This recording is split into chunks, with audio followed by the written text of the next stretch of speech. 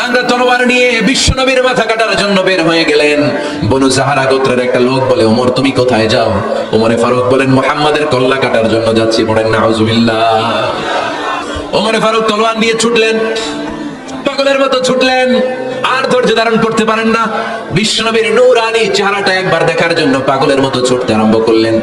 ওমরে ফারুককে দারুল আরকামের কাছে আসতে দেখে বিশ্বনবীর চাচা হামজা ইবনে আব্দুল মুত্তালিব এসে বলেন, নবী তাড়াতাড়ি দারুল আরকামের ঘর থেকে আপনি পালিয়ে অন্য কোথাও চলে যান। ওই যে ওমর ইবনে খাত্তাব নাঙ্গা তলোয়ার নিয়ে আপনার উপর আক্রমণ করার জন্য ছুটে আসছিল নবী। বিশ্বনবী বললেন, ও আমার সাহাবারা, ও আমার চাচা হামজা, সবাই আপনারা সরে যান, ওমরে আসতে দেন, ওমরে বাধা দিন না।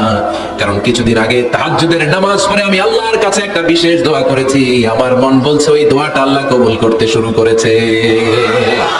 আজকে আমরা সাইয়েদনা ওমরে ফারুকের জীবনী থেকে কিছু শিক্ষা আমাদের নিজেদের জন্য নিয়ে আমরা বাড়িতে ফিরবো। আল্লাহ তাআলা 3টা ইমানি ধাক্কা ওনার হৃদয়ে দিয়ে ওনাকে ইসলামের জন্য কবুল করে নিয়েছেন। কয়টা ধাক্কা? 1 নম্বর ধাক্কা হচ্ছে বিশ্বনবীর দোয়ার ধাক্কা। দোয়ার একটা ধাক্কা আছে না নাই? এটা বড় ধাক্কা। এটা ব্যালিস্টিক ক্ষেপণাস্ত্রের চেয়েও কড়া, মারাত্মক। মিসাইল হামলা করলে যেমনি লক্ষ্যবস্তু ভেদ করে, দোয়ার মতো দোয়া করলো, দোয়া যে লক্ষ্যবস্তুতে আঘাত আনে, ঠিক কিনা? বিশ্বনবী দোয়া করলেন, আল্লাহুম্মা আইজ্জাল ইসলাম বিহাব্বির রাজুলাইনি ইলাইক। আল্লাহ, এই মক্কার 2 জন লোকের একজনকে তুমি কালিমার সুশীতল ছায়াতলে এনে দাও। 2 জন লাগবে না। কয়জন লাগবে? 1 জন। কারণ যুগ জামানা পাল্টে দিতে চাই না অনেকজন, এক মানুষই আনতে পারে জাতির জাগরণ। এক মানুষই বিপদকালে বাঁচায় কাফেলায়, ক্ষুদ্র ডিঙ্গি বাঁচায় জাহাজ অসীম দরিয়ায়। এজন্য জামানা পাল্টে দিতে লাগে কয়জন? এজন্য বিশ্বনবী আল্লাহর কাছে দোয়া করলেন, আল্লাহ মক্কার 2 জনের একজন, 2 জন চাই না, 2 জনের যে কোনো একজনকে কালিমার সুশীতল ছায়াতলে এনে দাও। এক হলো ওমর ইবনুল খাত্তাব, হয়তো খাত্তাবের বেটা ওমরকে তুমি ইসলামের ভেতরে নিয়ে আসো, কিংবা আবি জাহাল ইবনে হিশাম, হিশামের বেটা আবু জাহেলকে তুমি মুসলমান বানায়া দাও। 2 জন চাইছেন নাকি 1 জন? হয় খাত্তাবের বেটা ওমর কিংবা হিশামের বেটা আবু জাহাল, 2 জনের একজনকে আমার চাই। ওমরে ফারুকের জন্য দোয়াটা কবুল করে নিয়েছে কে? তাহাজ্জুদের নামাজ পড়ে বিশ্বনবী যখন দোয়া করলেন, এই দোয়া যে ওমরে ফারুকের হৃদয়ে একটা ধাক্কা মারল। সুবহানাল্লাহ পড়েন। বিশ্বনবী দোয়া করলেন, আল্লাহ হয় ওমরে ফারুককে আপনি এনে দেন, অথবা আবু জাহেলের মনটারে নরম করে দেন। ওমরে ফারুকের জন্য দোয়াটা কবুল করে নিল কে? এই দোয়ার একটা বরকত ওমরে ফারুকের হৃদয়ে ছুঁয়ে গেল। 1 নম্বর ধাক্কা। ধাক্কা সব একবারে দেওয়া যায় না। ধাক্কা একবারে দেওয়া যায়? প্রথম ধাক্কাটা গেল তিনি দোয়ার ধাক্কা। বিশ্বনবী দোয়া করলেন, ওই দোয়া ওমরে ফারুকের হৃদয়ে ছুঁয়ে গেল। এরপরে রব্বুল আলামিন ওমরে ফারুককে ধাক্কা মারলেন কোরআনের একটা সূরা দিয়ে। সূরাটার নাম হলো সূরাতুল হাক্কা। কি সূরা? আল হাক্কাতু মাল হাক্কা ওয়া মা আদরাকা মাল হাক্কা। সূরা হাক্কা দিয়ে আল্লাহ একটা ধাক্কা মারলেন। ওই যে দোয়া করলেন বিশ্বনবী, দোয়ার পর সাইয়েদনা ওমর ফারুকের হৃদয়ের মধ্যে উথাল পাতাল শুরু হয়ে গেল। সব সময় লুকিয়ে লুকিয়ে বিশ্বনবীরে ফলো করে। বিশ্বনবী ডানে গেলে ওমরে ফারুক ডানে যায়, বিশ্বনবী বায়ে গেলে ওমরে ফারুক বায়ে যায়। বিশ্বনবী রাত্রিবেলা নামাজ পড়লে ওমরে ফারুক পেছনে লুকিয়ে লুকিয়ে বিশ্বনবীর কোরআন শুনে। বিশ্বনবী মসজিদুল হারামের পাশে দাঁড়িয়ে রাতের এশার সালাত আদায় করছিলেন। ওই টাইমে বিশ্বনবী সূরাতুল হাক্কা তেলাওয়াত করছিলেন। কোন সূরা? সূরাতুল হাক্কা বিশ্বনবী তেলাওয়াত করেছেন। ওমরে ফারুক মন্ত্রমুগ্ধ হয়ে বিশ্বনবীর কণ্ঠের তেলাওয়াত শুনে। বিশ্বনবীর তেলাওয়াতের কণ্ঠ আমাদের কণ্ঠের মতো নাকি? বিশ্বনবীর কণ্ঠ কারি বাসাদের কণ্ঠের মতো? আহমদ বিন ইউসুফের কণ্ঠের মতো? আমার নবীর কণ্ঠের সুরের ঝংকারের সাথে পৃথিবীর কোন কারি সাহেবের তুলনা চলবে? কত মধুর, কত সুন্দর, কত অসাধারণ তেলাওয়াত করতেন আমার বিশ্বনবী। একবার তেলাওয়াত শুনলে পাগল না হয়ে কেউ থাকতে পারতো না। বিশ্বনবী ওমরে ফারুককে দেখেন নাই। ওমরে ফারুক লুকিয়ে লুকিয়ে বিশ্বনবীরে ফলো করে। বিশ্বনবী এশার সালাতে সূরা হাক্কা তেলাওয়াত করতে আরম্ভ করলেন। তেলাওয়াত করতে করতে করতে করতে বিশ্বনবী সামনের দিকে যেতে লাগলেন। বিশ্বনবীর চমৎকার কণ্ঠের তেলাওয়াত শুনে ওমরে ফারুক মুগ্ধ হতে লাগলো।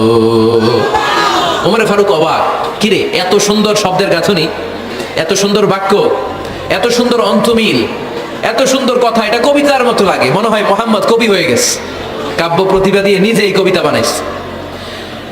ওমরে ফারুক যখন মনে মনে ভাবলেন এগুলো মনে হয় মোহাম্মদ কবিতা পড়ে, মোহাম্মদ মনে হয় কবি হয়ে গিয়েছে। ইন দা মিন টাইম বিশ্বনবী তেলাওয়াত করছিলেন সূরা হাক্কা থেকে, ওয়ামা হুয়া বিকাউলি শাইরিন কলিলাম মা তুমিনুন। এই আয়াতের অর্থ হলো এটা কোনো কবির বানানো কবিতা নয়, তোমরা অল্প সংখ্যক লোকই এই কোরআনের উপরে ঈমান আনো।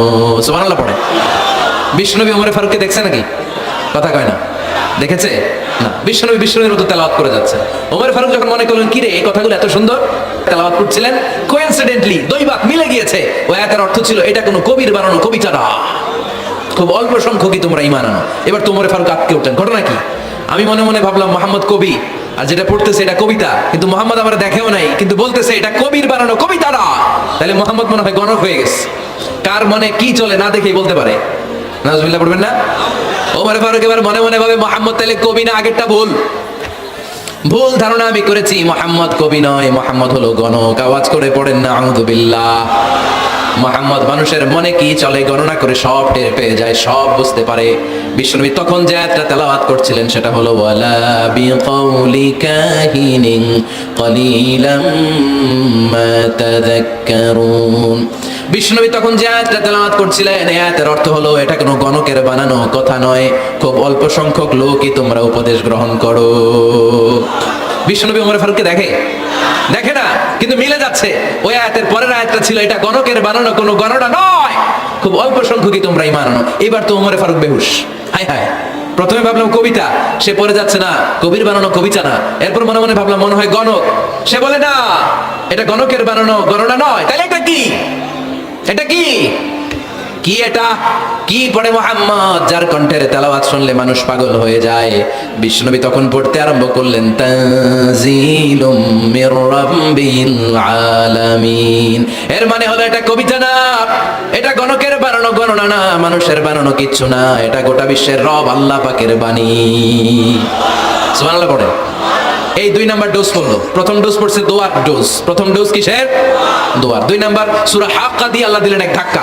এই সূরা হাক্কার ওই ঘটনার পর ওমর ফারুক তো পাগল পড়া, কি ঘটে গেল আমার সাথে ওই দিন। আমি মনে মনে যা ভাবি সব মোহাম্মদ বুঝে। আল্লাহ 2 নাম্বার ডোজ দিলেন সূরা হাক্কা দিয়ে এক ধাক্কা। সুবহানাল্লাহ পড়েন। এরপর ওমর ফারুক প্রায় বিশ্বনবীর কথা ভাবেন, বিশ্বনবী কোথায় যান লুকিয়ে লুকিয়ে দেখেন। এবার রব্বুল আলামিন ভাবলেন এবার সূরা তাহা দিয়ে আমি 3 নাম্বার ডোজ দিয়ে দিব। পড়েন সুবহানাল্লাহ। এবার 3 নাম্বার ডোজ পাবেন, কিন্তু শয়তান ওয়াসওয়াসা দিচ্ছে, ওমর ফারুক যাও, মক্কায় ঘোষণা হয়েছে মুহাম্মদের কল্লা এনে দিতে পারলে এত এত স্বর্ণ মুদ্রা। শয়তানের ওয়াসওয়াসায় আবার ভুল পথে হাঁটতে লাগলেন সাইয়েদনা ওমর। নাঙ্গা তরবারি নিয়ে বিশ্বনবীর মাথা কাটার জন্য বের হয়ে গেলেন। বনু জাহারা গোত্রের একটা লোক বলে ওমর তুমি কোথায় যাও? ওমরে ফারুক বলেন মুহাম্মাদের কল্লা কাটার জন্য যাচ্ছি। পড়েন নাউজুবিল্লাহ। আবু জাহারা গোত্রের লোক বলে তুমি মুহাম্মাদের কল্লা কাটতে যাও? আরে তোমার বোন ফাতিমা বিনতে খাত্তাব আর তোমার বোনের জামাই সাঈদ, এরা তো দুজন কালিমা পড়ে মুসলমান হয়ে গেছে। আরে মুহাম্মাদের কল্লা পরে কেটো, আগে ঘর সামলাও। যে ওমর আগে ঘর সামলাও, পরে তুমি মুহাম্মাদের কল্লা কাটতে যাও। ওমরে ফারুক রেগে গেলেন, রাস্তা ঘুরিয়ে বাড়ির দিকে চলতে আরম্ভ করলেন। রাগে তিনি গড়গড় করছেন। ওমরে ফারুকের বোন ফাতিমা বিনতে খাত্তাব, বোনের জামাই সাঈদ, তাদের 2 জনকে খাব্বাব রাদিয়াল্লাহু তাআলা আনহু সূরা তাহা ঘরের ভিতরে তেলাওয়াত করে শোনাচ্ছিল। পড়েন সুবহানাল্লাহ। সূরা তাহা দিয়ে আল্লাহ একটু পরে ধাক্কা মারবে আরেকটা। ওমরে ফারুক যখন আসলেন, ওমরে ফারুকের আওয়াজ শুনে খাব্বাব রাদিয়াল্লাহু তাআলা আনহু লুকিয়ে গেলেন। ওমরে ফারুক দরজার মধ্যে কড়া নাড়লেন। বোন বলে কে তুমি? সাইয়েদনা ওমর বললেন আমি ওমর। খুলে দেওয়া হলো। ঘরের ভেতরে ঢুকেই কথা নাই বার্তা নাই, নিজের আপন বোনকে মারতে শুরু করলো ওমর। বোন জামাইকে আঘাত করতে শুরু করলো। মারতে মারতে নিজের কলিজার টুকরা বোনকে, বোনের জামাইকে সাইয়েদনা ওমরে ফারুক পিটাতে পিটাতে রক্তাক্ত করে ফেললেন। গা দিয়ে ফিনকি বের হয়ে যখন রক্ত বের হয়, সাইয়েদনা ওমরে ফারুকের দিলের মধ্যে মায়া তৈরি হয়ে যায়। সাইয়েদনা ওমরে ফারুক বললেন আমার কলিজার টুকরা বোন আর বোন জামাই, তোরা কেন মুহাম্মাদের কথায় পাগল হলি? বুঝলাম না কেন মক্কার লোকগুলো পাগল পড়া হয়ে সব মুহাম্মাদের দলে চলে যায়। কি এমন কথা মুহাম্মদ তোদের শোনায়, কি এমন বাণী তোদের শোনায় যে বাণী শুনে সব তোরা মুহাম্মাদের দলে চলে গেলি? কি আছে মুহাম্মাদের কাছে? কি জাদুটা? কি জাদু পেলি সেখানে? আমার একটু দেখা। বোন ফাতেমা বলে না ভাই, ইন্নাকা রিজিস, তুমি নাপাক। লা ইয়ামাসসুহু ইল্লাল মুতাহহারুন, পাক পবিত্র না হয়ে আল্লাহর এই কালামে স্পর্শ করা যায় নাকি? আওয়াজ করে বলেন স্পর্শ করা যায়? ভাই তুমি গোসল করে আসো, তাহলে তোমার হাতে তুলে দিব, তুমি পড়লেই বুঝতে পারবা কি আছে আল্লাহর এই কোরআনে। সুবহানাল্লাহ পড়েন। সাইয়েদনা ওমর ফারুক গোসল করে আসলেন। বোন এবার সূরা তাহা চামড়ার মধ্যে সূরাতু তাহার কিছু অংশ লিখে খাব্বাব রাদিয়াল্লাহু তাআলা আনহু লুকিয়েছিলেন ওনার হাত থেকে সূরা তাহার অংশটা নিয়ে সাইয়েদনা ওমরে ফারুকের বোন ওমরে ফারুকের হাতে দিয়ে বলল, ভাই তুমি আসার আগে এই অংশটা সবাই মিলে তেলাওয়াত করছিলাম। ওমরে ফারুকের হৃদয়টা একেবারে নরম, কারণ আগে ধাক্কা খাইছি কয়টা, এবার দিবে সূরা তাহার ধাক্কা। ওমরে ফারুক হাতে নিলেন, খুব ভালো আরবি জানতেন, চমৎকার আরবির অর্থ বুঝতেন, কারণ আরবি ভাষাভাষী মানুষ। হাতে নিয়ে নজর দেওয়ার পরে ওনার চোখ দিয়ে দাঁড় দাঁড় করে পানি বের হয়ে গেল। ওমরে ফারুক আয়াতগুলোর দিকে তাকিয়ে পড়তে আরম্ভ করলেন, তাহা মা আনজালনা আলাইকাল কুরআনা লিতাশকা ইল্লা তাযকিরাতাল লিমান ইয়াখশা তানজিলাম মিম্মান খালাকাল আরদা ওয়াস সামাওয়াতিল উলা। পড়েন সুবহানাল্লাহ। উনি পড়তে আরম্ভ করলেন, তাহা মা আনজালনা আলাইকাল কুরআনা লিতাশকা, এই কোরআনকে হতভাগা জাতি হিসেবে থাকার জন্য তোমাদের উপর নাজিল করি নাই। তানজিলাম মিম্মান খালাকাল আরদা ওয়াস সামাওয়াতিল উলা, এটা ওই রবের পক্ষ থেকে, ওই সত্তার পক্ষ থেকে নাজিল হয়েছে যেই রব জমিন তৈরি করেছেন, যেই রব বিশাল সুবিশাল আকাশ তৈরি করেছেন। সুবহানাল্লাহ পড়েন।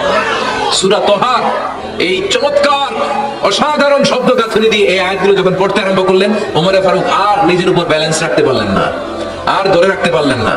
এবার ডাইরেক্ট অ্যাকশন।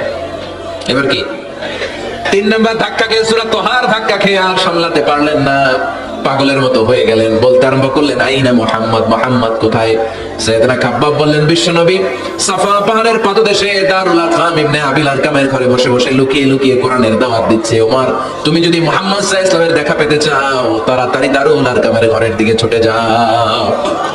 ওমর ফারুক তলোয়ার নিয়ে ছুটলেন, পাগলের মতো ছুটলেন, আর ধৈর্য ধারণ করতে পারেন না। বিশ্বনবীর নূরানী চেহারাটা একবার দেখার জন্য পাগলের মতো ছুটতে আরম্ভ করলেন।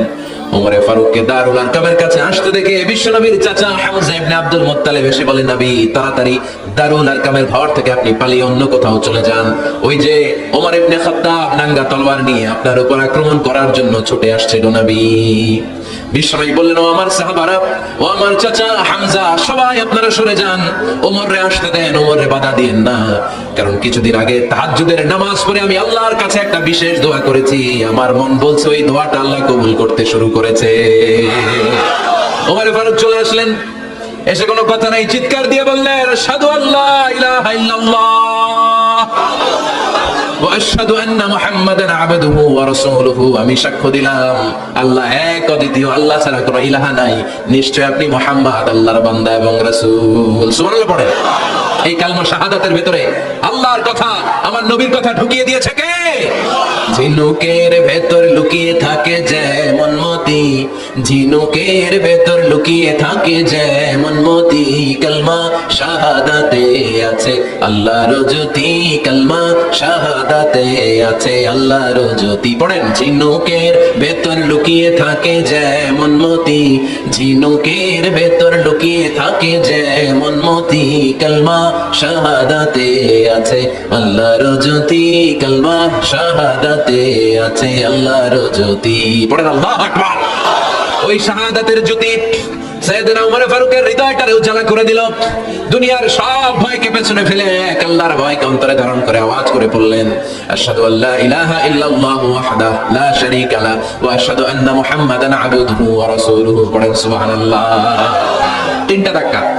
প্রথম ধাক্কাটা দোয়া, দ্বিতীয় ধাক্কা ধাক্কা, তৃতীয় ধাক্কা সূরা তাহা। 3টা ধাক্কার মাধ্যমে সাইয়েদনা ওমর ফারুককে মুসলমানদের লিডার বানায় দিল কে? ওমর ফারুক কালিমা পড়ে মুসলমান হয়ে গেছে। মুসলিম সাহাবাদের মধ্যে আনন্দের বন্যা বয়ে গেল। বিশ্বনবী খুশি হয়ে গেলেন, আল্লাহ শুকরিয়া করলেন, আল্লাহ তুমি আমার দোয়া ফিরিয়ে দাও নাই, আমি বলেছি দুজনের একজনকে চাই, তুমি ওমরে ফারুককে দান করেছো। বলেন আলহামদুলিল্লাহ। এবার ওমরে ফারুক বিশ্বনবীর প্রশ্ন করলেন, নবী আলাসনা আলাল হক, আমি প্রশ্ন করি উত্তর দেন, আমরা কি সত্যের উপর নাই? বিশ্বনবী বললেন, বালা ওমর, আমরা এই সত্যের উপরে আছি। আমাদের কোরআন কি সত্য নয়? বিশ্বনবী বললেন, কোরআন সত্য। আমাদের রব আল্লাহ কি সত্য নন? বিশ্বনবী বললেন, সত্য। ওমরে ফারুক বললেন, তাহলে ফিমাল ইখতিফা, তাহলে লুকিয়ে লুকিয়ে আর গোপনে দাওয়াতি কাজ কেন? আপনি সত্য নবী, কোরআন সত্য কিতাব, আমার রব আল্লাহ সত্য, আর আমি ওমর কালিমা পড়ে মুসলমান হয়ে গিয়েছি, তাহলে ফিমাল ইখতিফা, আর লুকিয়ে লুকিয়ে কোরআনের দাওয়াত দিবেন কেন? বের হন, মক্কার শহরের মাঝখানে চলে আসেন, চিৎকার করে আমরা আল্লাহর নামের ঘোষণা দেব। বিশ্বনবী ডেকে বললেন না, ওমর এটা মাক্কি জীবন, ওমর এটা মাক্কি জীবন, এখানে দাওয়াতি কাজ করবো লুকিয়ে লুকিয়ে আস্তে আস্তে। আল্লাহ যখন আমাদেরকে বিজয়ী করে দিবেন তখন আমরা প্রকাশ্যে দাওয়াত দিলে কোনো সমস্যা নাই।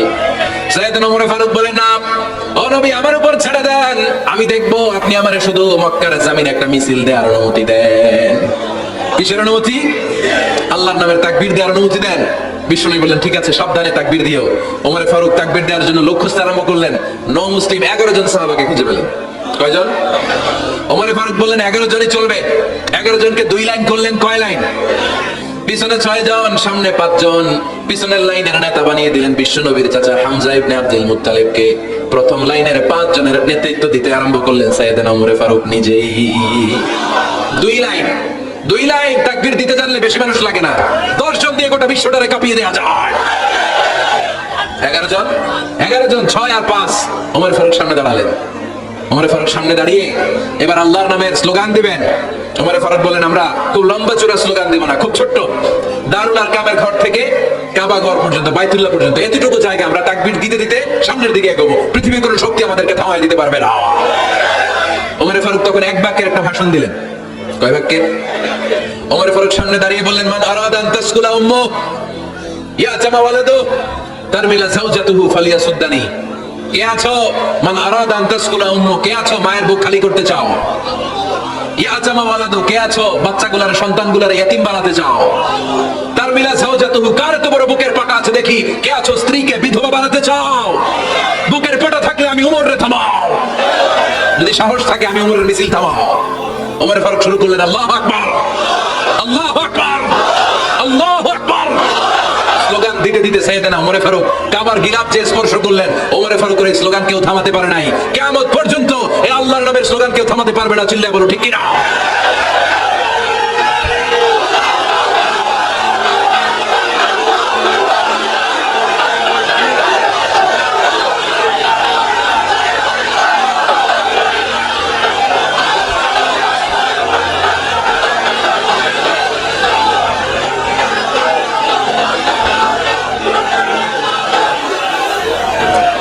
ওমর ফারুকের স্লোগান সেদিন মক্কায় কেউ থামাইতে পারছিল? আওয়াজ করে বলতে পারছিল? এখন আল্লাহর নামের স্লোগান কেউ থামাই দিতে পারবে? কিয়ামত পর্যন্ত আমার রবের স্লোগান কেউ থামাতে পারবে? পারবে না। ওমর ফারুক স্লোগান দিলেন। আবু জাহেল, উতবা, শাইবা, ওয়ালিদ ইবনে মুগীরা আল্লাহু আকবার ধ্বনি শুনে বাইরে আসছে। কিরে এত বড় স্লোগান, আমাদের কাছ থেকে পারমিশন নেয় নাই, অনুমতি নেয় নাই। অনুমতি নেওয়া ছাড়াই স্লোগান শুরু। বের হয়ে দেখে মিছিলের সামনে ওমর।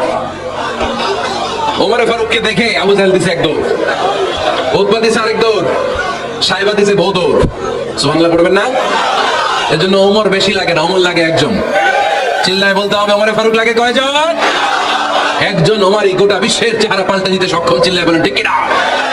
গোটা বিশ্বে মুসলমানদের আছে করুণ অবস্থা। আমাদের কোনো সেন্ট্রাল লিডারশিপ নাই। আমাদের মুসলিম দেশগুলোর এক করে রাখবে, ভাইয়ের মতো রাখবে, আমাদের স্বার্থ নিয়ে কথা বলবে, এরকম নেতা আমাদের নাই। ঠিক কি না? আমরা সেই ওমর ফারুকের অপেক্ষায়, আমরা সেই ইমাম আল মাহদির অপেক্ষায়, যার একটা হুঙ্কারের আহ্বানে গোটা বিশ্বের সব মুসলমান এক প্ল্যাটফর্মে চলে আসবে। ওইরকম নেতা একজন লাগবে। কয়জন? গোটা মুসলিম উম্মাহকে একত্রিত করার জন্য একজন ওমরই যথেষ্ট। ঠিক কি না? আবার বিশ্বনবী বলছেন লা নাবিয়্যা বা'দি ওয়ালা রাসূলা, আমার পরে কোনো নবী নাই, আমার পরে কোনো রাসূল নাই। তবে লাউ কানা বা'দি নাবিয়্যুন লাকানা উমর, আমি নবীর পরে যদি নবী হওয়ার যোগ্যতা কারো থাকে, আমার উমরের মধ্যে সেই যোগ্যতা আল্লাহ দিয়েছে। প্রভু তুমি বলেছো রাসূল দেবে না, বলনি দেবে না ওমর, বলনি দেবে না হামজা তারিক, খালিদ বিজয় সমর। প্রভু তুমি বলেছো রাসূল দেবে না, বলনি দেবে না ওমর, বলনি দেবে না হামজা তারিক, খালিদ বিজয় সমর। প্রভু তুমি বলেছো রাসূল দেবে না। আল্লাহু আকবার। একটা ওমর দরকার। কয়জন দরকার? কয়জন দরকার? এই পুরা উম্মাহ, মুসলিম উম্মার মধ্যে ওনার পজিশন নাম্বার 3। ওমর ফারুকের পজিশন নাম্বার 1 নম্বর পজিশন বিশ্বনবীর সাল্লাল্লাহু আলাইহি ওয়াসাল্লাম। দ্বিতীয় পজিশন আবু বকর। 3 নম্বর পজিশন সুবহানাল্লাহ পড়বেন না?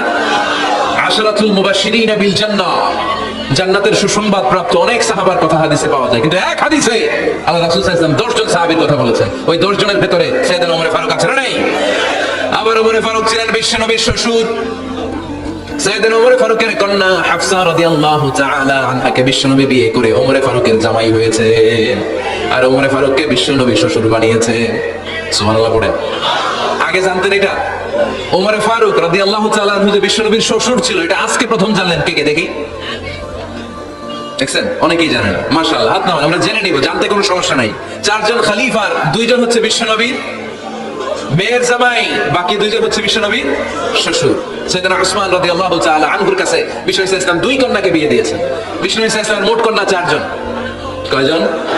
বড় মেয়ের নাম যায়েনাব রাদিয়াল্লাহু তাআলা আনহা, ওনার স্বামীর নাম ছিল আবুল আস ইবনে রাবি'। তারপরের মেয়ের নাম হচ্ছে উম্মে কুলসুম, ওনাকে বিয়ে দিয়েছিলেন বিশ্বনবী সাইয়েদনা উসমান রাদিয়াল্লাহু তাআলা আনহুর সাথে। উম্মে কুলসুম রাদিয়াল্লাহু তাআলা আনহার ইন্তেকালের পরে আরেক মেয়ে রুকাইয়াকে বিশ্বনবী সাইয়েদনা উসমানের কাছে আবার বিয়ে দিয়ে দিলেন। সুবহানাল্লাহ পড়ে। আর সবচেয়ে ছোট্ট কন্যা ফাতেমা রাদিয়াল্লাহু তাআলা আনহাকে বিয়ে দিয়ে দিলেন নিজের চাচাতো ভাই সাইয়েদনা আলী রাদিয়াল্লাহু তাআলা আনহুর সাথে। তার মানে সাইয়েদনা উসমান আর সাইয়েদনা আলী ছিল বিশ্বনবীর মেয়ের জামাই, ঠিক কিনা? আর সাইয়েদনা আবু বকর রাদিয়াল্লাহু তাআলা আনহুর কন্যা আয়েশা রাদিয়াল্লাহু তাআলা আনহাকে বিশ্বনবী বিয়ে করে আবু বকর রাদিয়াল্লাহু তাআলা আনহুকে বানালেন শ্বশুর। আর ওমর ফারুকের কন্যা হাফসা রাদিয়াল্লাহু তাআলা আনহাকে বিয়ে করে ওমর ফারুককেও বানালেন শ্বশুর। তাহলে 4 খলিফার 2 জন জামাই। 2 জন? আওয়াজ করে বলতে হবে, 4 খলিফার 2 জন, বাকি 2 জন। কোন ব্যক্তিকে যদি আল্লাহ তাআলা জ্ঞান দেয়, আবার যদি তাকওয়ার গুণ দেয়, জ্ঞানও আছে আবার আল্লাহর ভয়ও আছে, এই লোকের কেউ থামায় রাখতে পারবে না। এরা কেউ থামায় রাখতে পারে না, সে গোটা বিশ্ব জয় করবে। সাইয়েদনা ওমর ফারুককে আল্লাহ তাআলা জ্ঞানও দিয়েছেন, আবার তাকওয়াও দিয়েছেন। সুবহানাল্লাহ। বিশ্বনবী সাল্লাল্লাহু আলাইহি ওয়াসাল্লাম স্বপ্ন দেখলেন, বিশ্বনবী দুধ খাচ্ছেন, আঙ্গুলের ভেতর দিয়ে ফাঁক দিয়ে দুধ বেরোয়, বিশ্বনবী দুধ খাচ্ছেন। খেতে খেতে একটু দুধ আঙ্গুলে লেগে আছে, এই আঙ্গুলটা কারো মুখে না দিয়ে বিশ্বনবী সাল্লাল্লাহু আলাইহি ওয়াসাল্লাম ওমর ফারুকের মুখের ভিতরে ঢুকিয়ে দিলেন। অতিরিক্ত দুধটা ওমর ফারুক খেলেন। সাহাবারা বললেন, মাযা ওয়ালতা বিহি ইয়া রাসূলুল্লাহ, হে আল্লাহর রাসূল, এই স্বপ্ন দিয়ে কি বুঝালেন? বুঝলাম না। বিশ্বনবী সাল্লাল্লাহু আলাইহি ওয়াসাল্লাম বললেন, আওয়ালতু বিহি আল ইলম, এটা দিয়ে আমি জ্ঞান বুঝিয়েছি, কারণ অতিরিক্ত দুধের অংশটা আমি কাউরে না দিয়ে ওমরকে দিয়েছি, তার মানে ওমরের জ্ঞানের কোনো তুলনা হয় না। এজন্য স্বপ্নে যদি কেউ দেখেন আপনি দুধ পান করছেন, এটা প্রমাণ করে আল্লাহ তাআলা আপনাকে দ্বীনের জ্ঞান দান করবে। আবার বিশ্বনবী সাল্লাল্লাহু আলাইহি ওয়াসাল্লাম আবার আরেক রাতে স্বপ্ন দেখলেন, সাহাবারা লাইন ধরে বিশ্বনবীর সামনে দাঁড়ানো, কোন সাহাবার জামা নাভি পর্যন্ত, কোন সাহাবার জামা হাঁটু পর্যন্ত, কোন সাহাবার জামা টাকনো পর্যন্ত, কোন সাহাবার জামা আরো ছোট, কিন্তু ওমর ফারুকের জামা বিশ্বনবী দেখলেন এত বড়, টেনে হিচড়ে হিচড়ে বিশ্বনবীর সাথে চলছে। সুবহানাল্লাহ পড়বেন না? সাহাবারা বললেন, মাযা ওয়ালতা বিহি ইয়া রাসূলুল্লাহ, হে আল্লাহর রাসূল, এটা দিয়ে আপনি কি বোঝাতে চাইলেন? বিশ্বনবী বললেন, আওয়ালতু বিহি আত-তাকওয়া, এটা দ্বারা আমি দিনদারি বুঝালাম, তাকওয়া বুঝালাম। সুবহানাল্লাহ পড়েন। বিশ্বনবী দেখলেন কোন সাহাবার জামা এতটুকু, কোন সাহাবার জামা এত লম্বা, কোন সাহাবার জামা পা পর্যন্ত লম্বা। আর সাইয়েদনা ওমর ফারুককে দেখলেন ওনার জামা এত লম্বা, ওমর ফারুক টেনে হিচড়ে জামা নিয়ে চলতেছে। বিশ্বনবী বুঝাতে চাইলেন, ওমরের যেহেতু জামা লম্বা, ওমরের ভেতরে আল্লাহর ভয়, দিনদারিও খুব বেশি। চিল্লায় বলেন ঠিক কিনা? জ্ঞানও দিয়েছেন, আবার দিনদারিও দিয়েছেন। এই 2টা জিনিস যদি থাকে, এই পৃথিবীতে তাকে সফল রাষ্ট্রনায়ক বানায় দেয় কে? আবার এই পৃথিবীর বুকে যত নারীরা জান্নাতে যাবে, সব নারীদের সর্দারিনী হবে সাইয়্যিদাতুনা ফাতিমা রাদিয়াল্লাহু তাআলা আনহা। এই দুনিয়াতে যত যুবকরা জান্নাতে যাবে, তাদের সর্দার হবে সাইয়েদনা হাসান আর হুসাইন রাদিয়াল্লাহু তাআলা আনহুমা। আর এই দুনিয়ার বুকে যত বয়স্ক মানুষেরা জান্নাতে ঢুকবে, তাদের নেতৃত্ব দিবেন সাইয়েদনা আবু বকর আর সাইয়েদনা ওমর। আর নারীরা যারা জান্নাতে প্রবেশ করবে, এই নারীদের নেতৃত্ব দিবে বিশ্বনবীর কলিজার টুকরো, নয়নের পুটুলি সাইয়্যিদাতুনা ফাতিমা রাদিয়াল্লাহু তাআলা। সুবহানাল্লাহ পড়বেন না? Omar Farooq, the super hero of Muslim উম্মাহ। আমরা কাদেরকে সুপার হিরো বানায় রাখছি আমরা জানি না। এই নায়ক নায়িকা, গায়ক গায়িকা, মডেলরা, চোখ ধাঁধানো গ্ল্যামার নিয়ে যারা চলে, এরা আমাদের মডেল নয়। আমাদের মডেল সাইয়েদনা ওমর ফারুক, ঠিক কিনা? ঠিক কিনা? ওমর ফারুক মসজিদে নববীর খতিব, খুতবা দিচ্ছেন। খুতবার মাঝখানে হঠাৎ চিৎকার করে বললেন, ইয়া সারিয়াত ইবনে জানিমিল জাবাল, ইয়া সারিয়াত ইবনে জানিমিল জাবাল, ইয়া সারিয়াত ইবনে জানিমিল জাবাল। মানে এই সারিয়া, এদিকে না, জাবাল, পাহাড়ের দিকে, জাবাল জাবাল, গো টু দা মাউন্টেন, পাহাড়ের দিকে যাও। এই কথা বলে আবার থেমে খুতবা দেওয়া শুরু করলেন। সাহাবারা আগামাথা কিছুই খুঁজে পেল না, আগের কথার সাথেও মিল নাই, পরের কথার সাথেও মিল নাই। জুমার নামাজ শেষ, সাহাবারা বললেন, আমির আল মুমিনিন, খলিফাতুল মুসলিমিন ওমর ফারুক জুমার খুতবা দেওয়ার সময় হঠাৎ চিৎকার মেরে বললেন, ইয়া সারিয়াত ইবনে জানিমিল জাবাল, আপনার এই বাক্যের সাথে আপনার খুতবার আগের কথার কোনো মিল পেলাম না, পরের কথারও কোনো মিল পেলাম না, আপনি বুঝিয়ে বলেন কেন বলেছেন, আমরা তো বুঝলাম না। সাইয়েদনা ওমর ফারুক বলেন, আমি যখন জুমার খুতবা দিচ্ছি হঠাৎ আমার চোখের মধ্যে ভেসে উঠলো ওই যে গত কয়েক মাস আগে আমি আমার মুসলিম সেনাপতিকে ইরানে পারস্যে ওই ইরানের বিশাল রাজ্যে যুদ্ধের জন্য পাঠিয়েছি। আমি দেখলাম যুদ্ধের একটা ভয়ঙ্কর মুহূর্তে আমার মুসলিম সেনাপতি ভুল দিকে চলতে আরম্ভ করেছে। বাম দিকে তার পাহাড়, ডান দিকে উপত্যকা, ডান দিকে যদি সে চলে যায় উপত্যকায় চলে যায় শত্রু বাহিনীর হাতে ধরা খেয়ে সব মারা যাবে। আর আমার সেনাপতি যদি মুসলিম বাহিনীকে নিয়ে পাহাড়ের উপর উঠে যায় আল্লাহর মেহেরবানিতে এই যুদ্ধেও তারা জয়লাভ করবে। এজন্য আমি মসজিদের মিম্বারে দাঁড়িয়ে রব্বুল আলামিন আমার চোখের সামনে ওই যুদ্ধক্ষেত্রের দৃশ্যপটটা তুলে ধরেছে, ওইটা দেখে আমি এখানে দাঁড়িয়ে আমার সেনাপতিকে কমান্ড দিয়েছি। পড়েন সুবহানাল্লাহ। যেন তোর মানুষ না, এটা জুমার মিম্বারে দাঁড়িয়ে হাজার কিলোমিটার দূর পারস্যে কি হচ্ছে সেটাও দেখতে পেতেন আল্লাহর মেহেরবানিতে। সুবহানাল্লাহ পড়ে সাহাবারা বিশ্বাস করে নিলেন।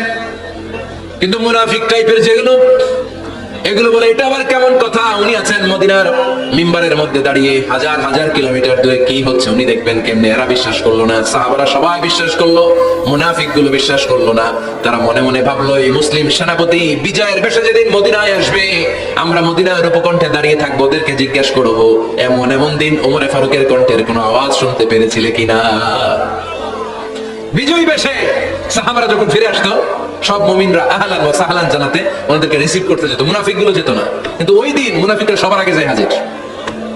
মুসলিম সেনাপতি যখন ঢুকলো জিজ্ঞেস করলো, মুসলিম সেনাপতি এত দিন আগের কথা, জুমার দিন দুপুর বেলা যুদ্ধক্ষেত্রে হঠাৎ করে আমিরুল মুমিনিনের কোনো কথা তুমি তোমার কান দিয়ে শুনতে পেরেছিলে কিনা বলো।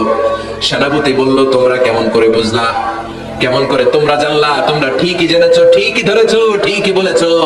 যুদ্ধের কঠিন মুহূর্তে ভুল করে আমি উপত্যকার দিকে মুসলিম বাহিনীকে নিয়ে ছুটতে আরম্ভ করেছিলাম, হঠাৎ করে আমিরুল মুমিনিনের একটা কণ্ঠ আমার কানের ভেতরে ভেসে আসলো, আমি শুনতে পেলাম, ইয়া সারিয়াত ইবনে জানিমিল জাবাল, ডান দিকে উপত্যকার দিকে যেও না, তাড়াতাড়ি বাম দিকে পাহাড়ের উপর চড়ে যাও।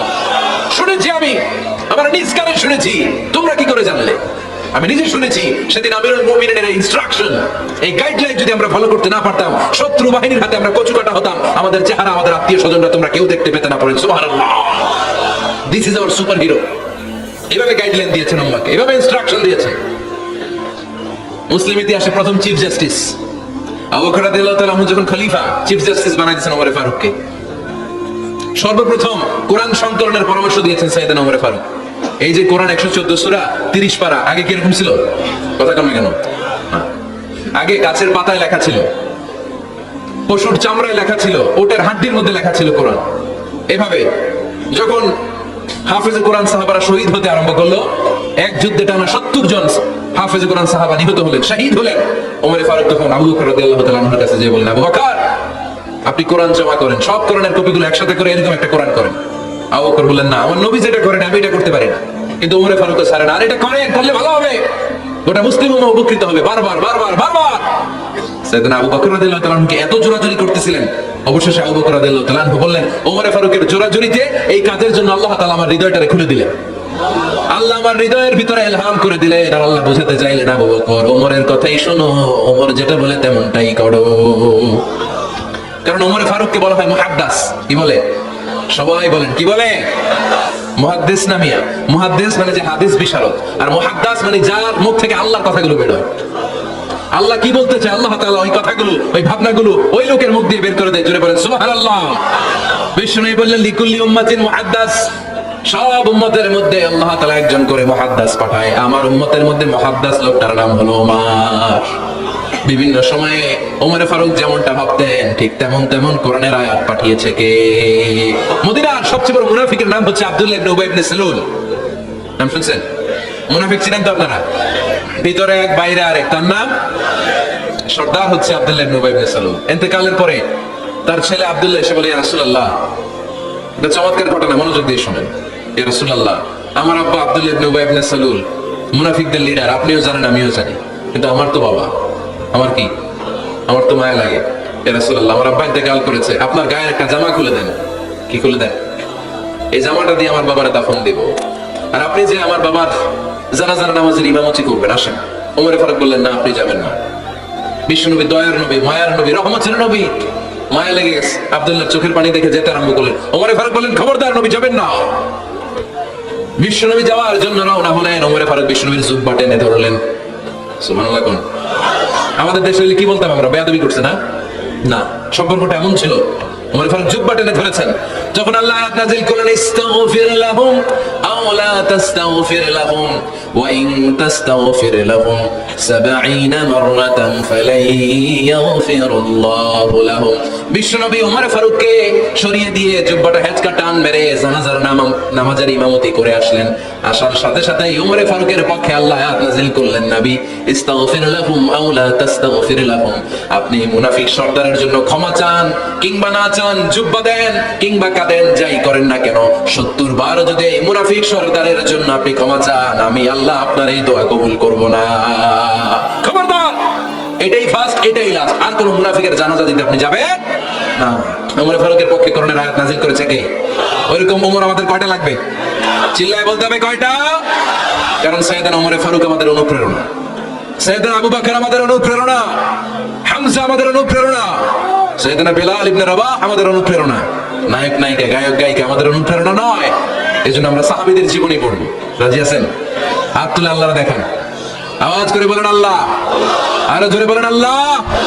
নবীর সাহাবারা আমাদের মডেল, আমরা যেন সাহাবাদের দেখানো পথে মতে থাকতে পারি, চলতে পারি, আমল করতে পারি, সমাজটারে পরিবর্তন করতে পারি। তুমি তৌফিক দাও, আমিন। আরো জোরে পড়ি আমিন। আমরা যদি সাহাবাদের জীবনী পড়ি, ওমর ফারুকের জীবনীতে এরকম অসাধারণ অনেক অনুপ্রেরণা আপনি খুঁজে পাবেন। সাইয়েদনা আবু বকরের জীবনী থেকে অনেক অনুপ্রেরণা আপনি খুঁজে পাবেন। এগুলো আপনার ঈমানকে চাঙ্গা করবে, আল্লাহর পথে অটুট থাকতে আপনাকে সহায়তা করবে। রাজি আছেন তো সবাই? আল্লাহ আমাদের সবাইকে কথাগুলো বুঝা আমল করার তৌফিক দান করুক। আমরা সবাই পড়ি আমিন।